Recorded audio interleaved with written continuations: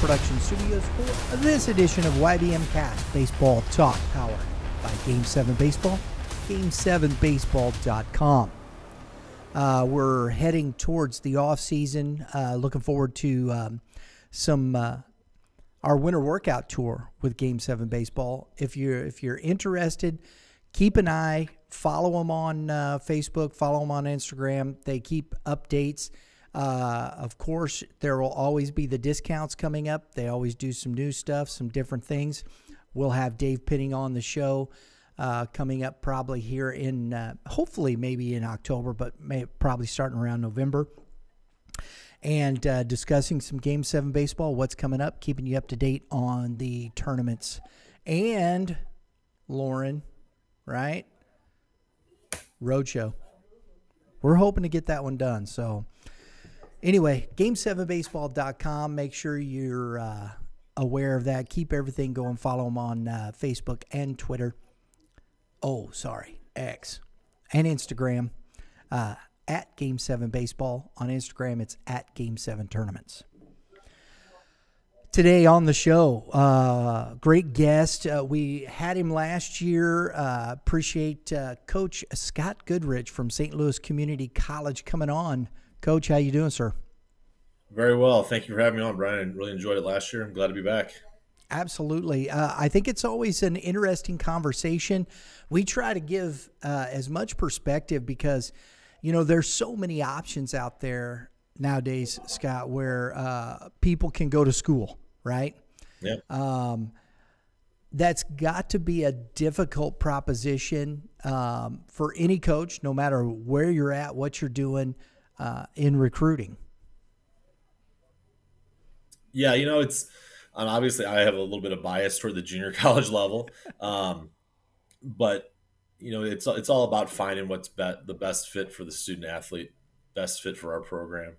I think junior college is a great avenue for a lot of players, and it's not the best route for some players. I think you see things on Twitter a lot about, you know, should you be focused solely on a Division I, or should you consider Division II or whatever? But you know, if a young player is being recruited at a young recruiting age to go to Mizzou or St. Louis University, Missouri State, SEMO Division I, Lindenwood, even, it's not, you know, it's hard to talk a kid out of that, and really I don't think you're doing them a service by trying to talk them out of that. I just think the kids need to know what the options are and what's best available for them. And you know, I was having a conversation earlier with somebody as a young player, as a freshman, it's hard to start at a four-year school, whether that's in the SEC, whether that's any Division I level, or that's an NAIA school or Division II. It's hard to start as a freshman, and there are plenty that can and do, but it's hard for you to do that. And I think as a student athlete, you really have to look in the mirror and decide, if am I going to go to a four-year school, and I know I'm not going to play a lot my freshman year, maybe my sophomore year, but my junior, senior year, I have an opportunity to really contribute and play. And at the end of the day, I'm going to have a great education. Then that's what's best for them. But I think for some, getting on the field as soon as possible is necessary and important. And I think that's where the junior college level comes in, because we have so much opportunity to get guys on the field from day one. And what I mean by that, we start practice, the first, August 10th by rule is the first day we can practice in the fall. And we start playing games against other schools right after Labor Day. And this, I don't know. I don't have my schedule in front of me, but we're able to play 12 games in the fall, whether against other two-year schools or four-year schools. And we play a lot of inter-squad games, and we're able to evaluate guys, and they're able to see pitching, and they're able to face hitters right out of the gate. So it's a good opportunity to get on the field. But at the end of the day, you go to junior college, you're not guaranteed to play. And our lineup still only has 9 guys a day in the spring, and we're going to play our best guys as often as possible. And of course, we want to have a little depth in our lineup, where if we can have 14, 15, 16 guys that we think can contribute and rotate those guys in and get matchups that we want, then we'll do that. But at the end of the day, we might have a roster of 40 in the fall that 12 to 14 to 15 of them are going to get a lot of at bats, and 15 pitchers are going to see the bulk of the innings. It's not guaranteed that you're going to get on the field just because you go to a junior college. You still have to perform. And I think in the state of Missouri specifically, junior college baseball is as good as it's been in the 22 years that I've been around, and from top to bottom. And it's highly competitive every time we play, regardless of who we play, whether it's a Missouri team or a team from the South or a team from Illinois. It's always going to be a very competitive game at any point in our schedule.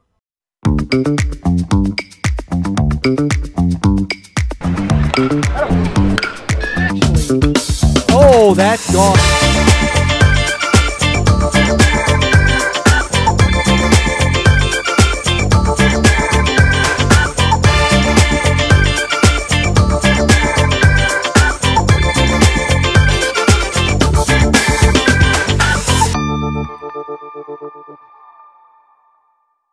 You know, I think there's an interesting point to this too. You know, you have junior colleges. What do people really know about junior colleges? There are different divisions to junior colleges as well, are there not? Yeah, there's 3: Division I, Division II, Division III. And the Division I level, which we are, we're able to max scholarships, or the max is 24 scholarships. Division I junior colleges can also provide books and room and board. At St. Louis, we do not have on-campus housing, so we don't have room and board per se, but we can still help some guys out with that. You know, the A+ scholarships is huge in the state of Missouri for all students, but especially junior college athletes. That, you know, we have probably, I'm going to say, anywhere from 18 to 20 of our current players that receive the A+ scholarship, and a lot of them, that's their sole aid.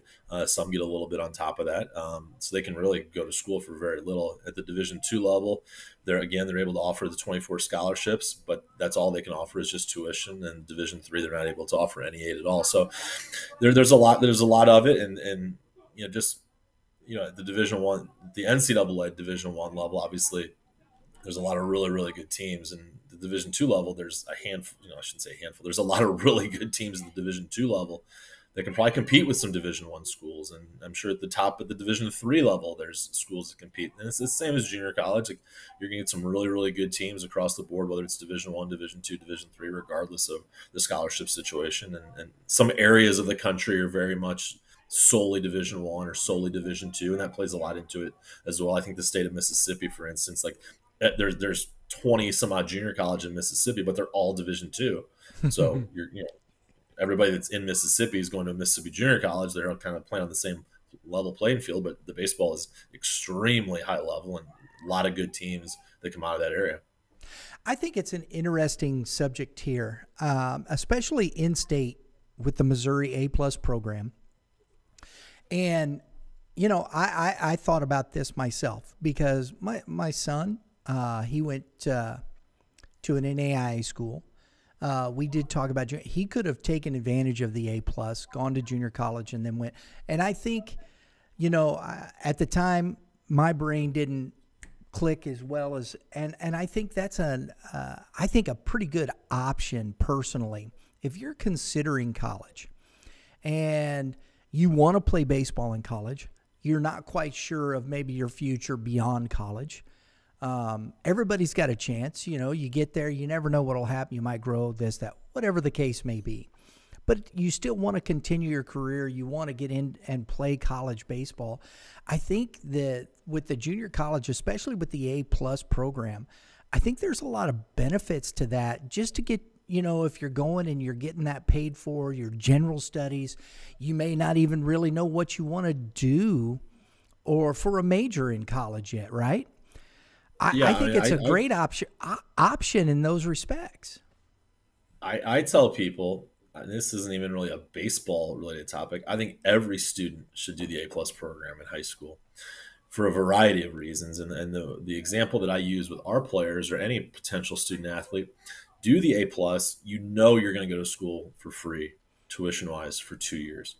And even though junior college might not be on your radar athletically, you just never know what can happen. And a lot of things can happen. You know, at the NCAA, coaching changes can happen, and maybe what you think you're walking into doesn't pan out. Unfortunately, injuries can happen, and maybe things don't pan out. And it can be a very cutthroat business at that level too. And then all of a sudden, maybe you don't have a spot, or you don't have a place that you're going to go. You've got that A+ to fall back on. Unfortunately, God forbid, maybe there's a career-ending injury, and that brings you back for whatever reason, at the end of the day, you've got that A plus, which will help the junior college, and you'll know you can go somewhere for 2 years and you'll have that taken care of. And the other thing I always tell our guys, like if you do the A plus program in high school and then you go to a junior college and play, I mean, college baseball, whatever level, it's going to be your full-time job. Yeah. You're going to go to class, you're going to work out, you're going to have conditioning, you're going to have baseball practice, you're going to have games, and that's going to be your day pretty much every day. At the end of your 4 years, and if you transfer from a junior college and go play at a 4-year school, the same thing's going to happen. And hopefully at the end of your 4 years, you have a degree and you're ready to enter the workforce. And obviously everybody wants to be a professional baseball player, and that's just not in the cards for all of us. At the end of the day, you're going to have to enter the workforce, and you're going to have to put together a resume of some type. And as a college athlete, there might not be a lot of things you can put on your resume because college baseball has been your full-time job for those 4 years. But at the end of the day, if you're in high school and you did that A plus program and you have 50 hours of tutoring that you did to secure that A plus scholarship, that's something you can put on a resume that when you were in high school, you did 50 hours of tutoring to the youths in your community.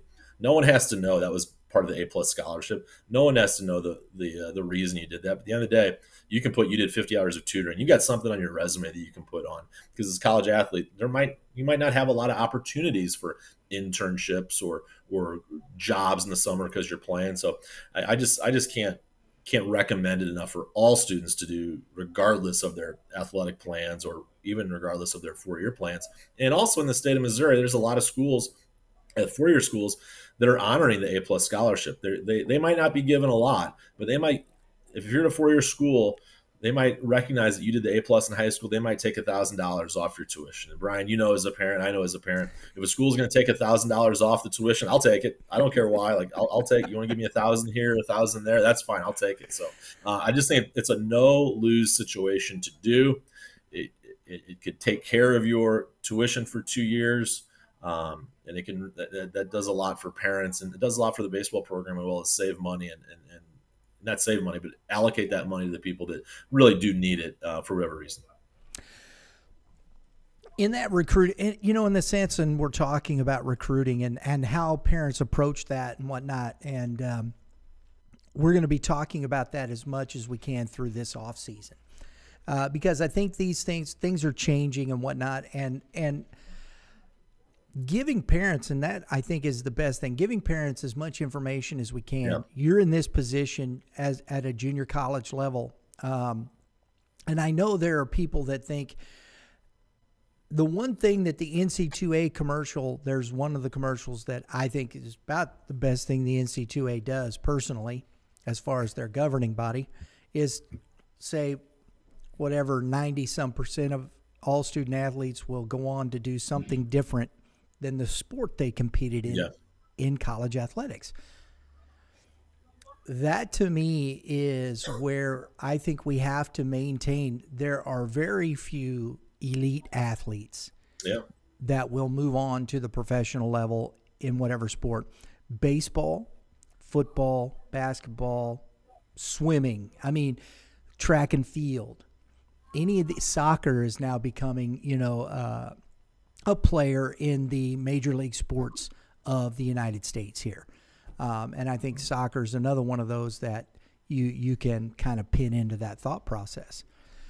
And then on the women's side, softball, there's not really in professional, but they have the basketball. And so you have all these things you're dealing with in this thought process. Well, when you're talking about junior college, when you're talking about your education, when you're talking about where you want to go, I think if you're putting yourself in the right position, where are you as an athlete? And I don't think people think about this too much. And you were talking about this young man you were talking to earlier.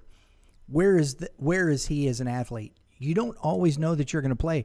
Where are you as an athlete? Are you at where you believe you need to be? And maybe you should go to a JUCO and continue to grow. What's the best option for me, not only as a student, but as an athlete, right? Yeah, certainly. And, I always tell our players, last Friday we played a fall game against Missouri Baptist, and we pretty much played their varsity team. And, we have a good group of players, and we have good athletes. And when we play against them, that was a team that was 44-9 last year. They had they made I don't know what their final ranking was. They were a top 10 NAIA team, and we have a bunch of kids that are 18 and 19 years old, and we're playing against a bunch of kids that are 21, 22, 23 years old. Right. And they are just going to be physically bigger and physically stronger than we are at this time. And obviously we put a lot of time and effort into our strength and conditioning, especially we're going to be ramping that up here as our fall ends. But at the end of the day, we're still 18 and 19 compared to 20, 21, 22. And that's a big difference. It just is. I know, Kevin Mulder always uses the example that in college it's men's baseball, in high school it's boys baseball.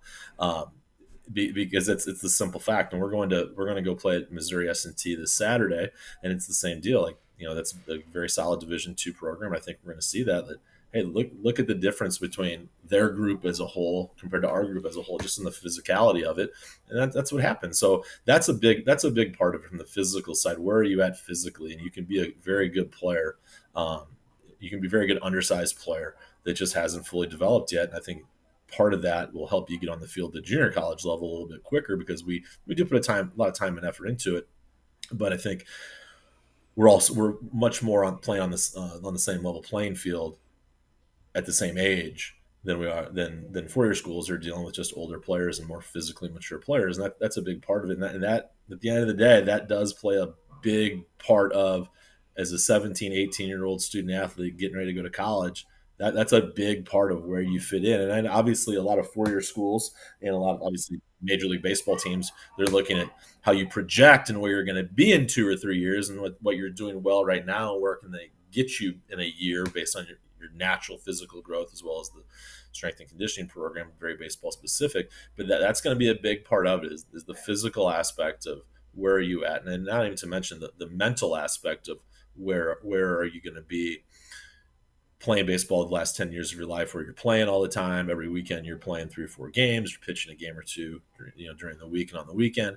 Now you have to go to a program where you really do have to compete for a job. And even if you compete well, you're probably going to sit more than you've ever sat in your life before too. How are you going to be able to handle that too? And then all those play a huge part into the recruiting process. And I think it's interesting as you say that, because we did the event with PBR. We live streamed over at SLU a couple weeks ago, and saw some really good left-handed pitchers, young kids, projectable. Oh yeah. You were there. We talked after that, and as you're saying, we're talking about projectability. I think that's interesting, because we see these guys that are committing to that Division I, that these big kids, let's bring up, for instance, Adam Hatchman. Now, he had to have the surgery and whatnot, but yet here's a kid that's, 6'4", he's 220, throws 90 miles an hour. We know, what you're getting there, but what about that kid that in his senior year is 85, maybe tops 88? Yeah. He's 6'2", still slender. You're probably not going to go to a Division I and start. They may say, hey, yeah, we'll look at that projectability. But that, to me, is a kid right there, am I wrong, that you would like to see in that respect, because in 2 years, he may be that 95 guy. That is definitely the guy we want. There is no doubt about that. Obviously, we all want to get the polished pitcher that is going to come right away and be the conference pitcher of the year, or be an All-American. And that probably is not going to happen as routinely unless there's some exterior things that would cause that student to go to a junior college. But absolutely, we're looking for those kids that are doing something well.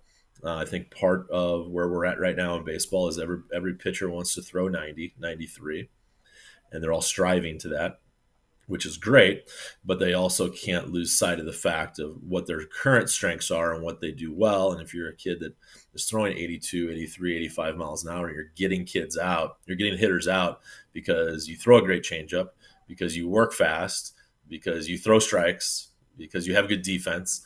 Those are going to be the guys that that are going to come in with us, and they're going to compete right away and have a great opportunity to get on the field right away.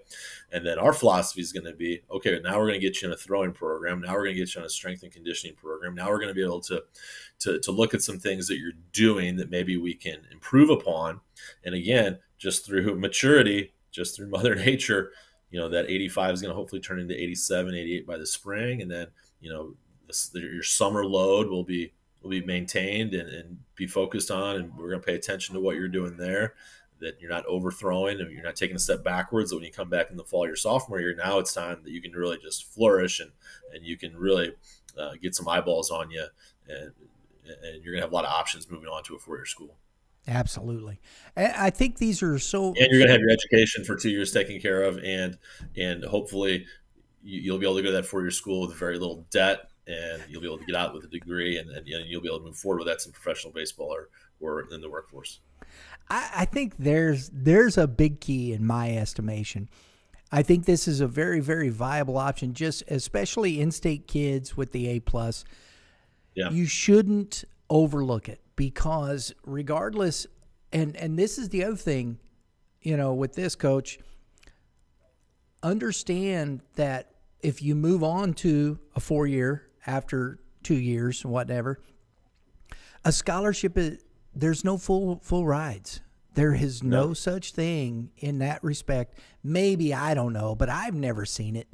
There's no full rides. They don't have that kind of. There's at Division I, there's 11.7 scholarships available for a baseball team.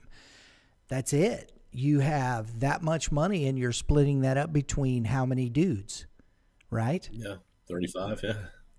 So you're going to have some sort of other financial aid, loans, whatever the case may be, and debt's a real thing. Yeah, and I tell our players, when I tell our current players, and I tell recruits when they come in, it's cliche as all can be, but when a four-year school inquires about a player, with us specifically, they're inquiring because they already have an idea of what the baseball ability is. Mm-hmm. When they inquire about one of our guys, they're going to the first two things they're going to ask are about their grades and their academics, and that is number one every time. And the number two is going to be character. What are they like as a teammate? How are they off the field? Do they take care of their business? Do they, are they late to practice? Those type of things.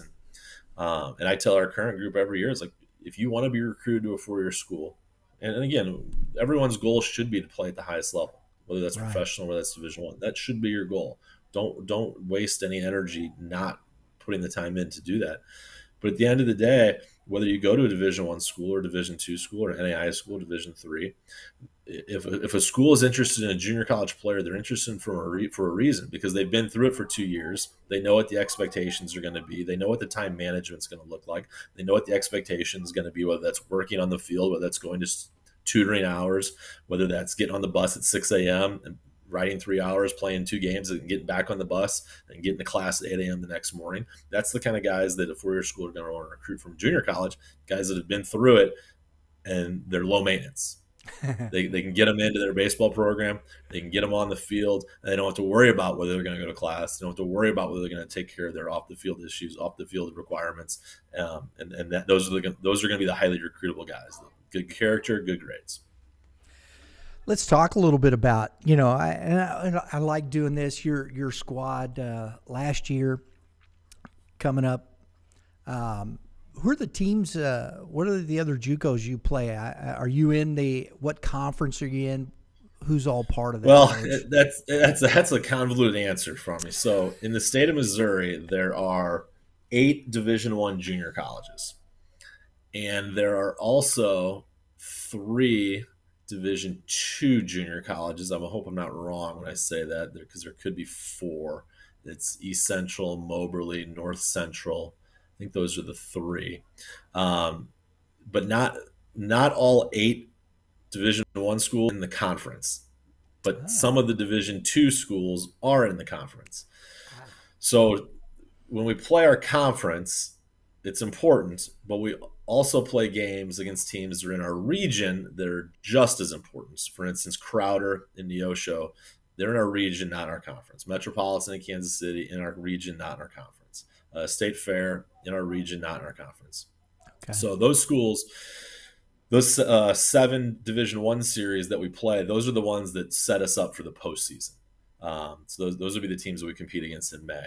And then the other schools, the Division II schools, are in our conference, Moberly, East Central. We play them during the week in a doubleheader during the season. So it's a bit untraditional than a typical conference because there are teams in our conference that are not in our region, and there are teams in our region that are not in our conference. So we somewhat have to prioritize, how our schedule is. Because our region schedule is set, and we have to fill in some of those conference games in between those. So we're focusing mainly on those 7 other Division I schools in Missouri.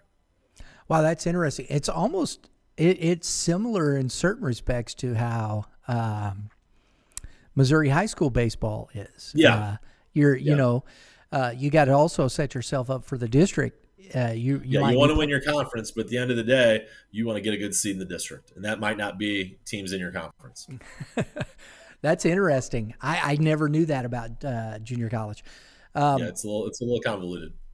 What are the teams that, when you're talking and when you talk about Crowder, that's a big program, big time program. They have been ridiculously good they've always been a very, very solid program. So I don't want to belittle their accomplishments in the past, but the last 6-7 years, they've been on a different level. Very, very talented group. And then, so they're again, and I think that's the key. When you're talking about, people say, well, junior college, what do people know about the level of baseball? There's junior colleges in this country on a national level that can play against and probably beat probably Power 5 schools. Am I wrong? With baseball, it all comes down to your starting pitching. Yeah. And 2 years ago, I think it was in 22, 21, it was in 22. We played Crowder in a doubleheader, and the first guy that running out there was pitching at Ole Miss the year before in the SEC tournament.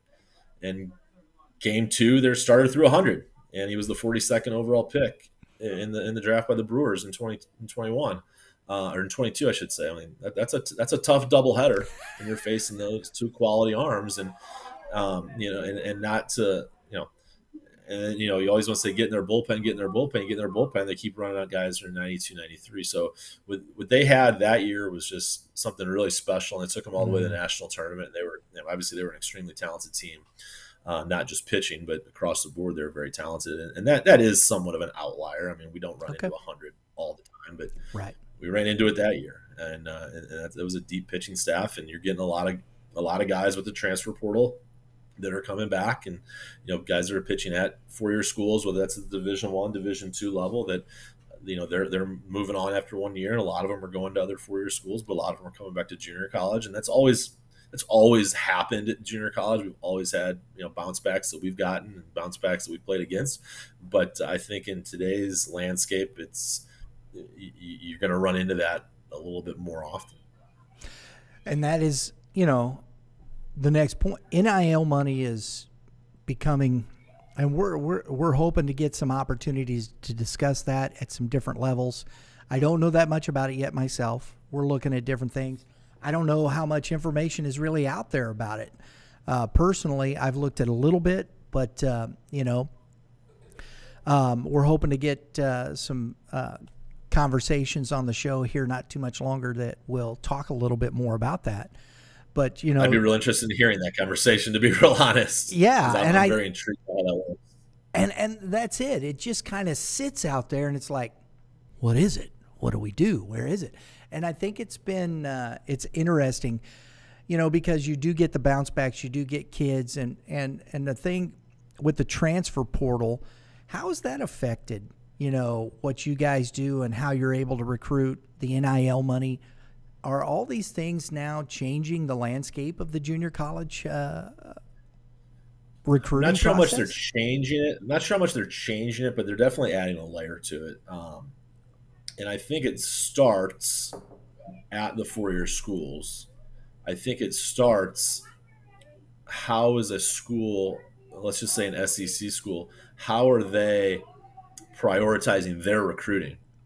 Are they looking to bring in 10 high school kids, or are they looking to bring in 3 high school kids and then they're going to keep their eyes open in the transfer portal when the season ends. And I think if you look at the transfer portal, which I don't necessarily have access to, but I've seen enough things out on social media where you have certain schools that, maybe didn't have maybe had a season last year that was subpar to their standards, and you look at their new players for this year, and 12 of them are coming from other Division I schools. So they're restocking really quick at a different level. Where in the past, where okay, we had a subpar year, we're going to have to bring in maybe 6 junior college kids and 6 high school kids, and we might have to wear it for one more year, but in 2 years we're going to be back. I just think that methodology is a thing of the past, because those schools are going to look to restock quicker by getting 4-year players to transfer. And I think for junior college players or junior college recruiting,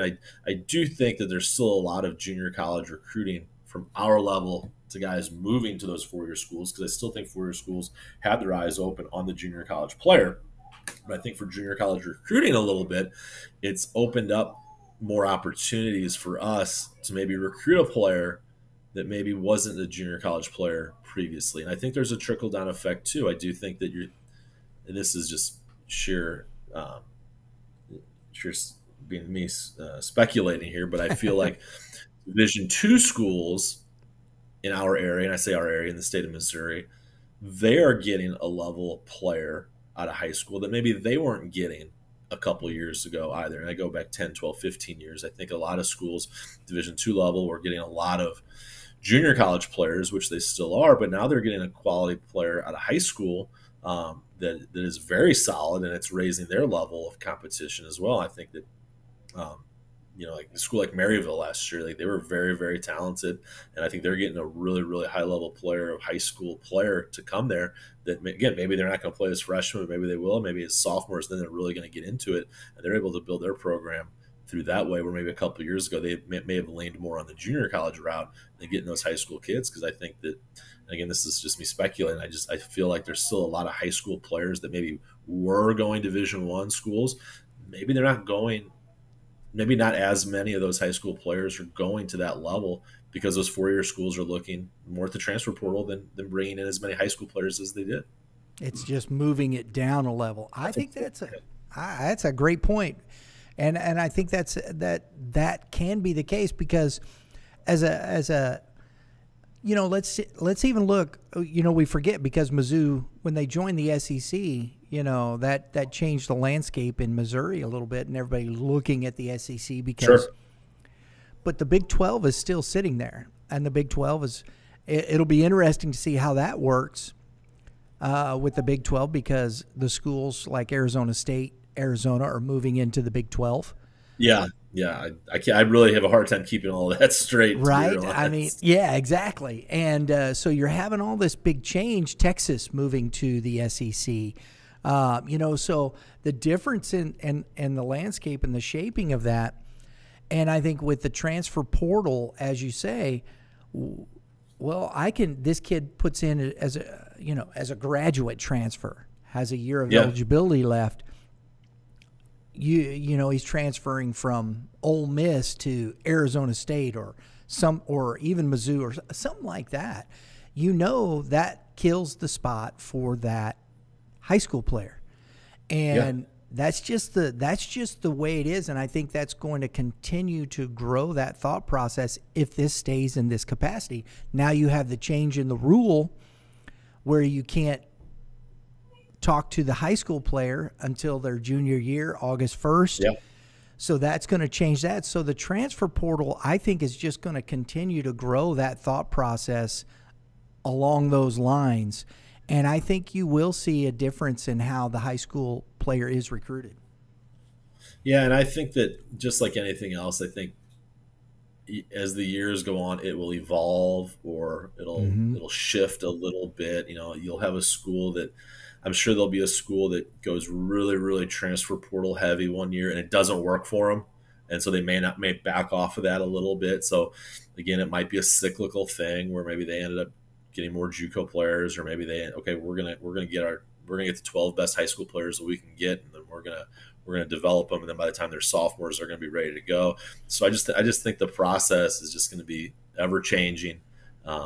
what's true today might not be true, in a year and a half from now, as far as the Right. direction that people are going. Because I think, it's in so many things you see in sports at the professional level. It's a copycat league. Something works for somebody, everybody else wants to do that. So somebody's going to do something, and it's going to hit the jackpot for them, and then everyone's going to try that, and that's going to be the route that everyone goes, or kind of develop off that. So it's just gonna be an interesting process to see, and it's just gonna be an ever evolving change. I think as a junior college program, I don't think I speak differently than any other. We're always looking for players, whether they're high school players, whether they're 2-year transfers, 4-year transfers. We're always looking to add players. So I don't think it necessarily is going to impact and what we do. It just may impact the type of player and when we end up seeing these players. Coach, looking at 2024, what's your prognosis? What do you guys feeling pretty good about where you're at? Yeah, we're really excited about where we're at right now in the fall. Last year we underachieved a little bit. I think we were better than what our record indicated. We unfortunately we were just a little bit light on the mound last year, and that just really hurt us. We lost a couple key guys that we thought were going to be big contributors for us on the mound in the spring, and they just didn't really. They did not have a chance to contribute for us last year. We were very, very talented offensively. We had a really solid lineup, almost 1 through 9. We could go out there and we could compete offensively, and that's great. That'll only take you so far. We're going to return 4 or 5 guys in that lineup that were able to contribute, were able to play a lot. We've got a couple pitchers returning that did do a good job for us, but we've brought in a bunch of new players, a bunch of new pitchers that we're really excited about. It just right now where we're at, our overall depth is just really solid. We can throw guys in different spots. We can have guys pitching in different opportunities, and I think they're going to give us a chance to compete on the mound, and that's going to give us a chance to win more games this year. So we're really excited about that. Awesome. Baseball, I go back to Tommy Lasorda, pitching and defense. It hasn't changed, and I'd say as long as you can remember. I know people love the offensive explosions and stuff and all that kind of stuff, but you want to win baseball, you better have guys that can get outs. You certainly do. I mean, and one of the things, and I'm not arguing with what you're saying, but at our level, you've got to be able to score runs. You have to be able to put runs on the board. Like I said, we are going to face good arms. We face a guy throwing 100. We got to figure out a way to score runs. We can't expect our guys to throw shutouts. We can't expect if we can get a team ERA around 4.5, we're going to be in good shape. We don't need to have sub 2 ERAs across the board, but we got to be able to make plays defensively. We have to be able to throw strikes. We've got to be able to limit walks. We're going to give up runs. There's no doubt about that. But we have to limit the amount of runs that we give up and limit the opportunities we give other teams to get free bases. And if we do that, and if we make routine plays, and if we turn double plays, and we can throw the right base, and we can control that aspect of the game, right, limit the big innings defensively, then we're gonna give ourselves a chance every time we play. And that's across the board, everybody, every year. We've got to be able to hit. We've got to be able to score runs. We got to be able to manufacture base runners. We got to be able to move guys around and get guys in. But at the end of the day, we're going to have to throw strikes and we're going to have to make plays. We were talking with Coach Perkins and Coach Ewell last week, and we were talking about that.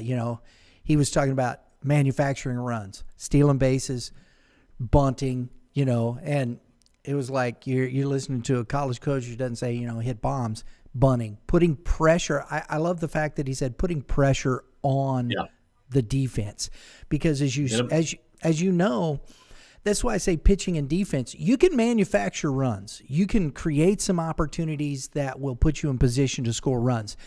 More times than not, you're not going to get shut out. You're not going to do that, and that's why I always say the prioritization of pitching and defense, because defensively, as you said, you got to be able to make that play.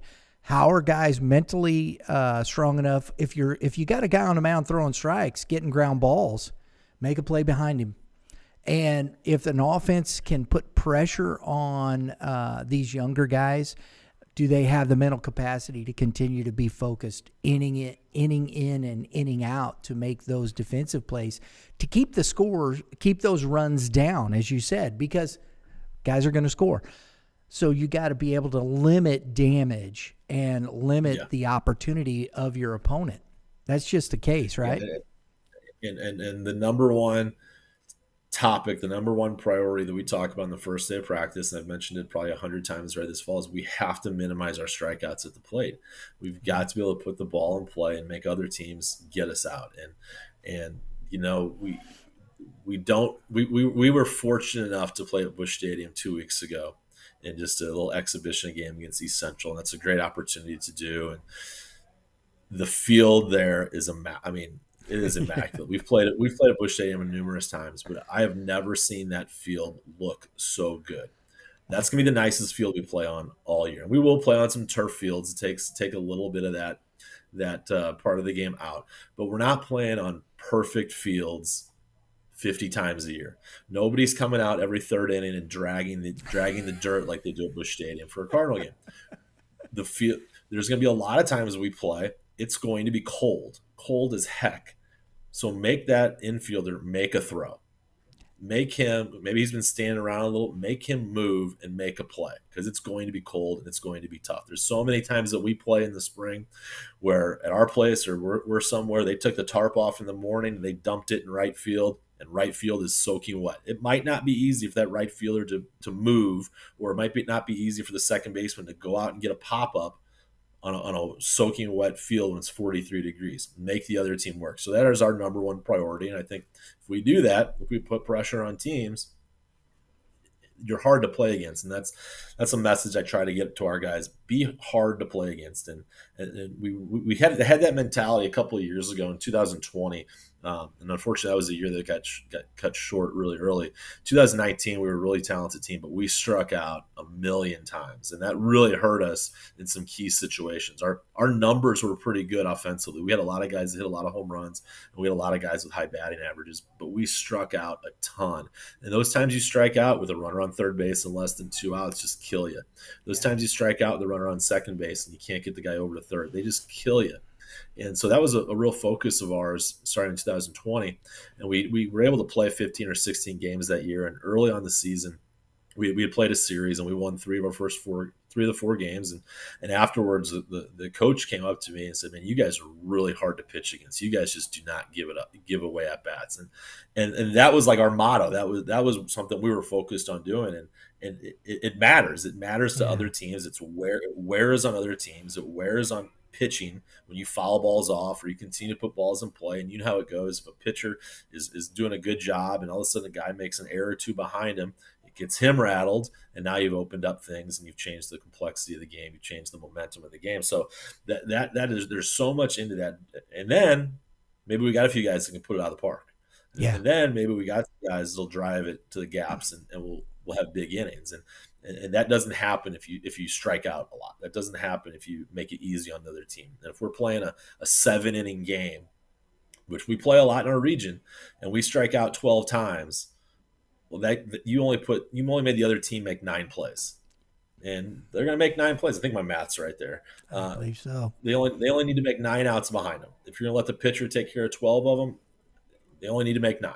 And they're probably going to make those 9 plays. And if they kick it once or twice, it's not going to be a big deal. But when you make them make 16, 17 plays, now you've put a little more pressure on them. And then the game is a little tighter, and they know in that 8th or 6th, 7th inning of a 7-inning game, they're going to have to make plays. And that's what we want to do. We want to make the other team make as many plays as they can. If they beat us, they beat us. We just don't want to give those at-bats and give those games away. I love that you put it like that, because I think we sometimes, oh man, 12 strikeouts a lot. But do you consider the fact that there's only 9 more outs in a 7-inning game? That's it. And I think that's a great thought process to that. It really shows you that isn't a lot. That just isn't. It certainly is. Makes the game a lot shorter. I'd much rather have, if we struck out 6 times, that cuts that in half, and you're putting a lot more pressure on the other team's defense to make plays. Absolutely. I love that thought process. Coach, always a pleasure, man. Yes, it is. Thank you. I appreciate you dropping the knowledge and talking with us. It's just a lot of fun, really is. Hope to get out and see you guys play this year. Hopefully, it's not too cold. I hope it's not either. I hope it's not too cold. And I hope it's not too wet. But I'm going to guess it's going to be cold and it's going to be damp, and the wind will be blowing. That's Missouri, right? Do you guys ever? That's just the way it goes. Do you guys go much south early in the season? We go to Louisiana twice. We'll open up in New Orleans this year. We'll play a 4-game series down there. We'll play 2 on Saturday, 2 on Sunday. And we'll come home, and then the next week we'll go to Baton Rouge, Louisiana, and play a 4-game series there as well. So we've been very fortunate. We've been doing the Baton Rouge trip for probably 15 years, and I don't know that we've ever been rained out, but maybe once or twice. So we're almost guaranteed that we're gonna get those 4 games in. Same thing with New Orleans. We've been doing that trip, I think, 5 or 6 years. Never had an issue with weather down there.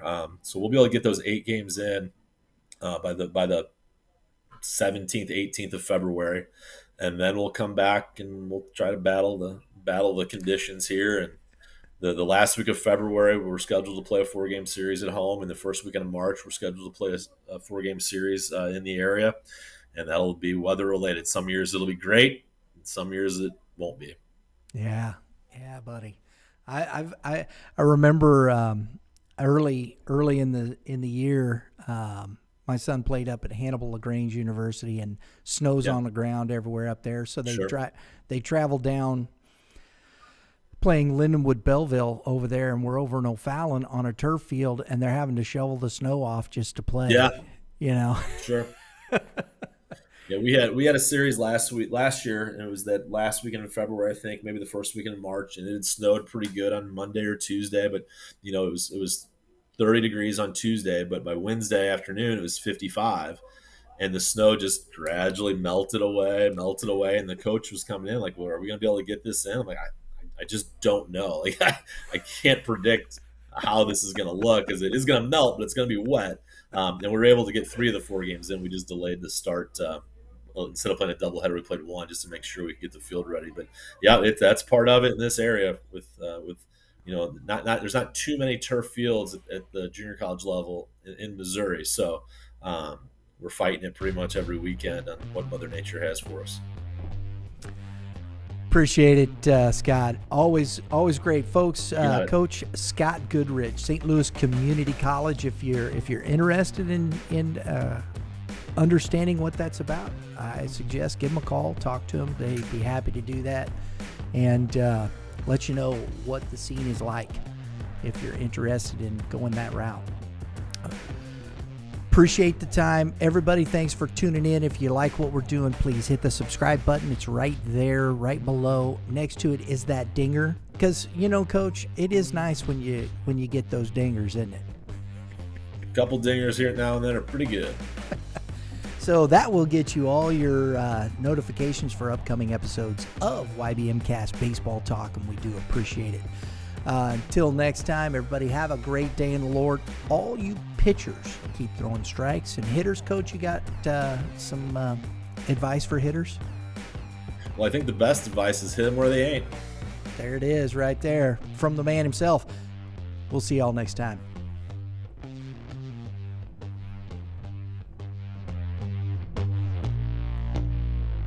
Dandy.